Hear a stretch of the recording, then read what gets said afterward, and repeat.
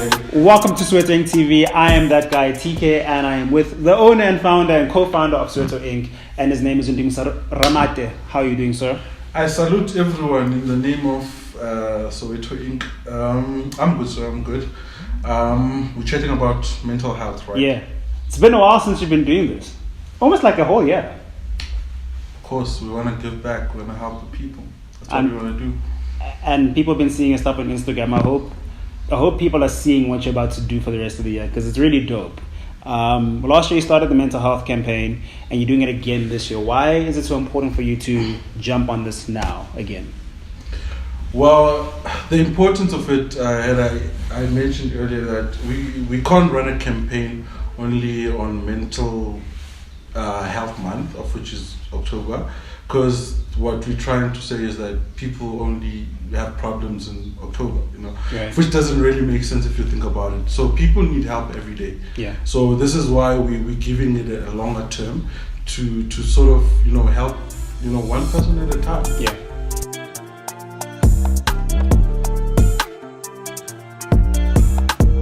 And we're clearly not alone. We are with Saneli all the way from, I was going to say Umlazi. From KZN. Umlazi? Yes. Oh, man. Trying to get you wisdom, cuz. Oh, so you got your tattoo today? Yep, I did my tattoo today. Is this your first tattoo? It is my first. Okay. Definitely not my last. Oh, really? No. Oh, you already made this I'm in decision. love already. Okay, guys, as you can see, I don't know what's wrong with these people. I got one tattoo and my mind said I'm never doing this again because it hurts like hell. But you wanted a semicolon just now, okay? Just, it's painful. I want the semicolon, but it hurts. It does. And now you're saying this is your first, but you want to get another. Yes. Guys, You can this person that says this tattoo hurts, he's got a small tattoo on his finger. Turn the camera off. So we must sit down, TK. Relax. Chill. So I was braver than him. Hey. Oh my Like god. much braver. Much braver. He's acting like he's got a back piece or something. Oh my god. All right, I want to hear from you, Saneli.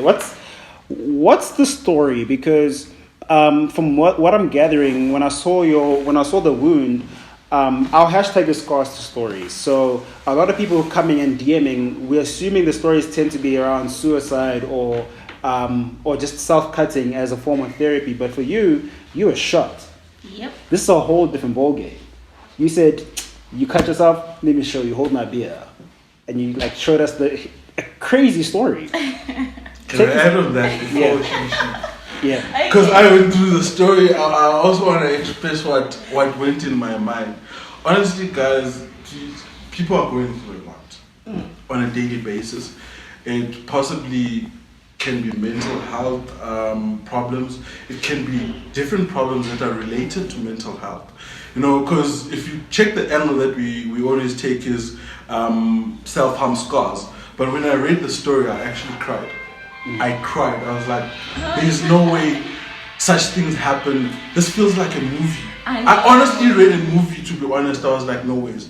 I was depressed the whole day. Like the whole Man, I'm so day. sorry. I was like, no ways. So it really hurt me. So if it can hurt me as much as it did, I'd like to wonder what it did to Saneli's mental health. I'd like to really know how she handled such situations. Wait, before you tell us the story, if you were to make the story a movie, who would play you? Who would play me? I'd play me. You would act as yourself? Yes, definitely. I don't think anyone can walk in my shoes. Honestly, I don't think anyone can actually even imagine what I've went through since I was small. Because I had this scar when I was 9 years old. So I was shot when I was 9 years old. Although the bullets were not meant for me, they were meant for my mom. However, I was next to her because I was the youngest and I was always next to my mom. So it will definitely be me. So there's no one who can just play this role. So what really happened on that day, it was round about 7ish, 6:30. I can't remember clearly. I was very young, but I know we were watching Backstage. You remember Backstage? Yes, I remember. From ETV, yes. So this guy walks in. Oh, okay, he knocks. And then we're all watching backstage, and the only people who were not home was my brother and my cousin. And he greets everyone, and they offered him a chair next to the door. And he sat there, and he told my mom that he was selling us a phone. And you know, in the Kasi, just buying a phone from somebody, it's normal. It's a normal thing. It's nothing, you know, about it. So my mom was like, "Oh, really?" Because we had those Vodacom containers, the cell phone. So we had one in the yard, and the lady who works there wanted to buy a cell phone. So my mom was like, "Okay, let me see, because I know somebody who wants to buy a phone." And this guy gave my mom the phone, and my mom was like, so my mom was a very smart woman, right? She was a very smart woman. And then a few minutes after that, my mom was like, "Nah, it's fine," because she wanted to buy the phone on behalf of this lady so she can repay her maybe tomorrow. So my mom was like, "No, it's fine. I don't think she's going to like this phone." And then this guy is like, "No, come on, old lady." The price kept going down. It kept dropping. And now it was starting to raise questions like, why would you want to drop the phone to that, you know, certain amount? And then he started begging my mom to, "Let's go outside, we can negotiate a good price. I don't mind, I just want something to eat." And my mom was like, "No, it's fine." So after a few minutes, this guy gave in and he left.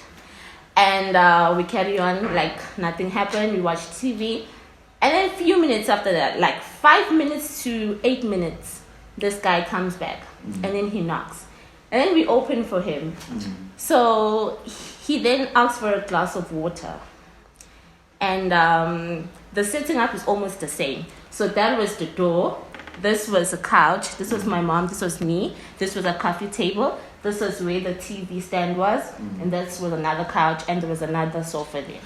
Okay. So my cousin came from the kitchen, which happens to be this side. And she brought the glass of water and gave to him. So how my mom saw this is just going to be a mess, because this guy was drinking water, but you could tell he was analyzing the whole situation. Because even my aunt could see this, okay, something is about to happen here. So my mom just screamed, "Pumani." And everybody just stopped and looked at her like, "What the hell, we watching TV?" And then the second time she screamed, "Pumani," she didn't finish the word, and it was gunshot everywhere. So this guy started shooting. In a blink of an eye, I was under a coffee table at that time. Like, I didn't know what happened. So I'm like laying there, and I'm like, Mom, run. I'm crying now. I'm just telling her to just get out of here. And she just gave me straightforward instruction to not come out. Whatever happened, don't come out. Okay, I sat there, and she just sat there and received all the bullets. So it was gunshot. So everybody managed to run away, because this guy was protecting you. She was. This guy was not here to hurt anyone but my mom, because people who were sitting on this end managed to run. My granny, who was sitting was sitting next to this guy, crawled out, because my granny couldn't walk properly. So she had to crawl out with my older sister. And they crawled out, and she managed to cover her out, and it was just me and my mom and this guy now. And this guy kept shooting. I kept begging him to stop. "Please stop, leave my mom." But he just wouldn't listen. So he kept shooting until the gun made the clicking sound, indicating that there were no more bullets. And at that time, my face was facing down the floor, and blood was now approaching my face. That's where I realized okay, this is bad. It's like really bad. And then after like 3 minutes after the gunshot stopped, I think that's when my family now started coming in to see what happened, what's going on, because we also have outside buildings at home. So people from the outside buildings came, and my mom was just bowed down, like over the coffee table, and her head was just bowed down, and I was underneath. And obviously she was the number one emergency, because at that time they didn't realize that I was shot. So They rushed to her. They tried to pick her up. It was just blood everywhere. Like, you know, when you slaughter a cow, it was like, and my mom was big. And they tried to pick her up. Now they had to move the coffee table because it was like a group of men trying to hold him. So my aunt tells me to get up, just get up, move. We're trying to pick up your mom. And I'm there, I'm struggling, I can't move.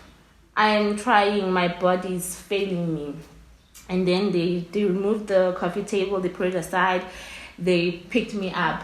And as they put me to stand, I fell. And then they picked me up again. And then my sister, she was standing at the corner there watching everyone, and she just screamed. She also got shot. And at that time, my dress was full of blood. And we thought that it was the blood from the floor. But no, I don't know how she noticed that I got shot. But that's where they took me, and my uncle was holding me, and they managed to put my mom inside the car, and I was with my aunt in the front seat. I realized that my lower part of the body was not working because my leg was jammed on the gear, and this guy who was rushing us to hospital wanted to change the gear, and I couldn't move my leg. We almost bumped into a robot. That would have been a second incident. Okay, fast forward, we were rushed to hospital and ICU, and we were in the same ICU. And then after that, they were attending her, and everybody was like on her, and I was just laying in a bed looking at her like, and they had opened her like here now. So they're trying to remove, because I think he had 2 bullets on her head or something. They were trying to remove those bullets first, which were like in a crucial part of the body. And then another doctor walked in and came and approached my way, and he greeted me, he introduced himself, and I just looked at him and asked him, is my mom going to be okay? And then he asked me, where's your mom? And then I pointed at my mom, and that was the last time I saw her, like the last time.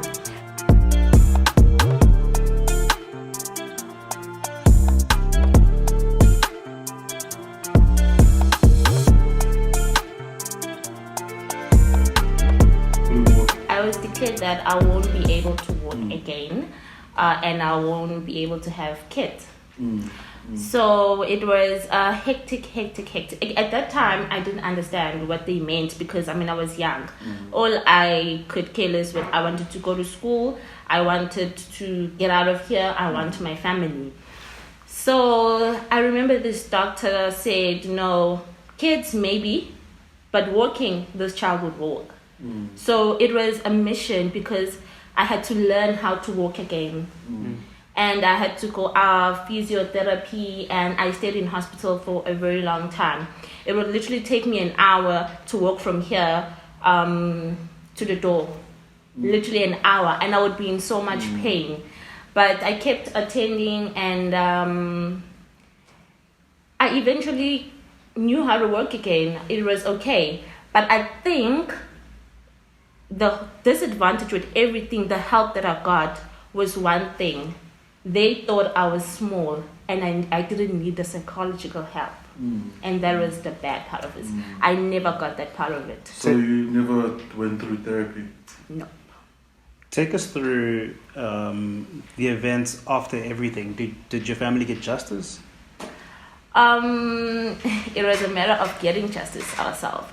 The family did get justice. The guy who, because there were a lot of people involved in this shooting, and the main guy who was involved is behind bars for life sentence because he had also other cases that arose and everything. And people did die afterwards because, I mean, my mom was the last born and he had family, so it was a matter of, it was a war, but we did, I would say, it was a family war. It wasn't within the family, but now because after what happened, things just got messy. But we did get justice. I'd say I'm okay because the guy who shot my mom was arrested. The guy who was behind everything was arrested. So I'd say I'm happy. I won't maybe in future say I wish I want to see that guy. I don't want to see him. I don't want to meet him. I don't want to know his reasons. I'm good. I'm happy with me because I survived. I have a child. I was declared I can't have kids. I can walk, and I was declared I can't walk. So guys, God is amazing. He is. God came through for me a lot. What I want to know is, for someone who's gone through loss and gone through something so traumatic, your teenage years, did that change how you socialize? Did that change what goes on in your mind when you're young? I mean, when you're alone? Because I think for most of us, when you're teenagers, when you're alone, that's your most vulnerable place to be. It affected me my whole life. And you know what's the sad part? At home, we never spoke about that day up until today. Wow. Nobody, you would never dare talk about that day.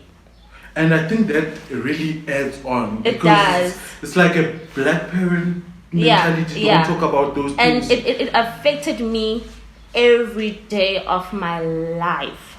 Because not only I have to remember what I went through, I have a reminder.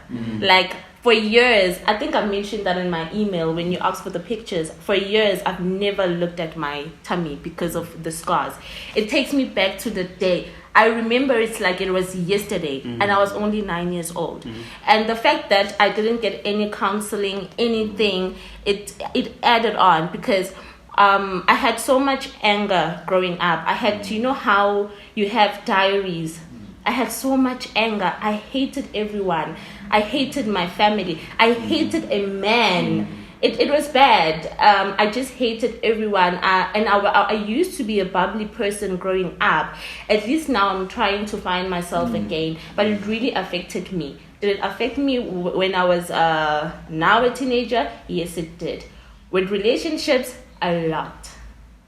I think that is what I'm still struggling with right now, because the thought of undressing for another man, like you tend to now stay in a relationship because you know this guy knows my scar, has accepted my scar, and happy with it. And now the thought of leaving this relationship and starting another one, it's like a whole nightmare.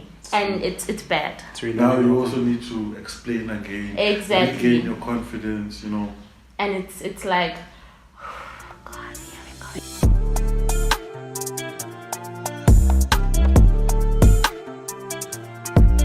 where do you find yourself now in your life? Have you had the opportunity to get therapy or some form of counseling? I did when I was older. Again, I am old now. So I did because I was really having trouble, and my life was. I would have suicide thought, and the doctor said I am suicidal. So when I was in tertiary, I just made it a point. You know what?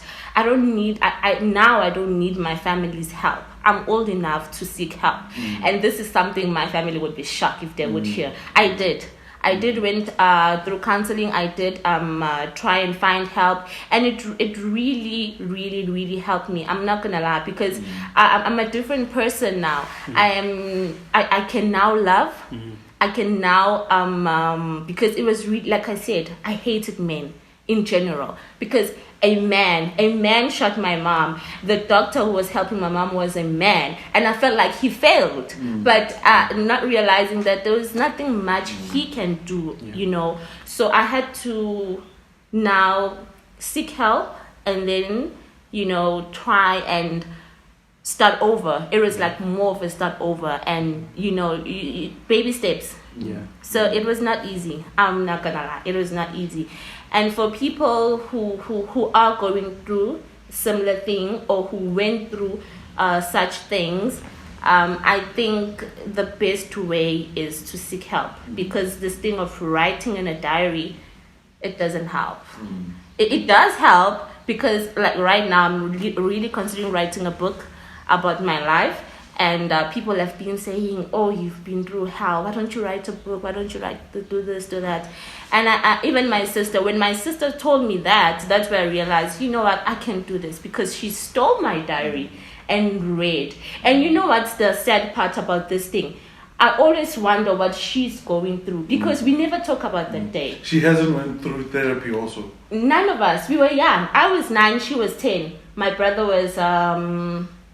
11, 12, I think. But my brother was not there when everything happened. But she was, I was. And I was part of everything. But then they have this thing that we were still young. We're going to forget. And how do you forget that? How do you the blood, everything?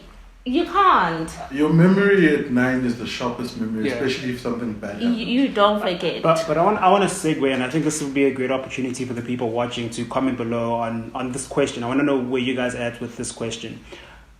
Especially if you're black, why do we struggle to address things among families?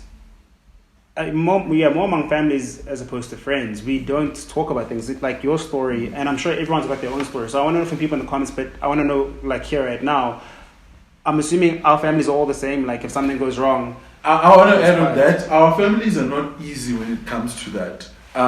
Let's face things. It's like you trying to say to your family, now I'm coming out, I'm being lesbian. They're not going to understand that. No. You know, they're not going to understand that. Same thing, we can address it and say, I'm suffering, I have mental problems. They're going to say, we are shanya, exactly. or whatever. They take it very lightly, to be honest. Okay, so what's the solution? I think parents need therapy themselves to start with. 100%. It begins there at the top because it's messed up there at the top. They don't even know what therapy is and they're going through the most. I think the new age parent is slowly waking up to the idea. So our generation of parents now are more aware of society. Yeah, and we, like, now when you see young fathers crying in front of their kids, back then you'd never hear that idea, but now it's like, oh, fathers know how to be vulnerable now. Yes. And I think it's a really great thing to see. And I want to know from you on the upside of your life now, because you're becoming who you want to become now. You're doing the things you want to do. Yep. What does the future look like? Because you've got your one scar covered, which is great. What's next for you? Well, for me, especially this year was doing everything that I've always been scared of doing, or always backed down, or always held me back in life. So for me now, it's just the scars the scar is and was the huge problem in my life that was holding me back in everything. I've always wanted to be a model. I've always modeled, but when it came to bikini and stuff, I had to hold back because I knew I had these huge unattractive scars. So for me, it's like I said, I'm starting over. It's just me exploring everything. I'm definitely writing that book. So I'm not saying people must expect anything now, because writing a book, it's not something you just wake up and you're like, okay, yeah. It goes with feelings and emotions, and that's how I got to write most of the time, because I felt a certain way, you know. But it does help. Writing does help, but then the most important thing is you need to seek professional help, because without professional help, you can never go anywhere. Because these people are trained to make you see the bigger picture. Because most of the time you're like, why am I living? I mean, this is it. But now, I mean, I feel like it's only now I've started living. It's only now I get to do things that I want to do. It's like I'm spreading my wings and I'm flying. I'm just doing everything that I want to do. And I think God came through for me too, because no female wants to know or accept the fact that they can never have a baby. My baby was a tried baby over years, and we had 3 fails in between him. So there are like 3 babies before the actual child that is alive. So I didn't want to give up, and I'm not going to give up. In anything that I want to do, I'm coming for it. Everything, I'm just going to be there. That's the trying and 3 fails and eventually getting, that's the testimony enough that you shouldn't. What more do I want? I mean, come on. What more do I want? I mean, I'm not. This is dope. Saneli, so thank you so much for your time. I hope you like your tattoo. No, I don't like it. I love it.